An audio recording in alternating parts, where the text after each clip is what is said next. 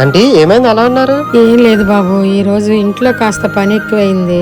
చాలండి ఆంటీ, ఆ పని తర్వాతైనా చేసుకోవచ్చు. ముందు మీరు వచ్చి కూర్చోండి.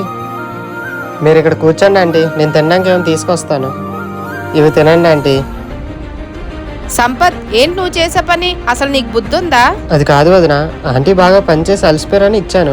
ఎవరిని ఎక్కడ కూర్చుని పెట్టాలో నీకు తెలీదా? ఇప్పుడు ఎవరైనా వచ్చి చూస్తే చూడు, నువ్వేం పని మీద వచ్చావు ఆ పని చూసుకొని వెళ్ళు. నీకు అంత బాగాలేనప్పుడు పనికి ఎందుకు వచ్చావు? రేపటి నుంచి నువ్వు పనికి రాకు. అందుకే బాబు నేను కూర్చొని అన్నాను. మీ వదినమ్మ గారు రేపటి నుంచి పనికి రావద్దు అంటున్నారు. రాకపోతే నాకు జరగదు బాబు. వదిన, నిజంగా ఆవిడ కూర్చోమంటే కూర్చోలేదు వదిన. నేను బలవంతం పెడితేనే ఆవిడ కూర్చున్నారు. నువ్వెన్ని చెప్పినా నేను విన్న సంపత్. ఇప్పుడే అత్తయ్య గారికి చెప్పి ఆవిడ పనిలోంచి తీయించేస్తా. వదిన, మన ఇంట్లో ఎవరికైనా ఒంట్లో బాగోకపోతే ఉదయం నుంచి ఎంత చాకరీ చేస్తారు వదిన ఆవిడ.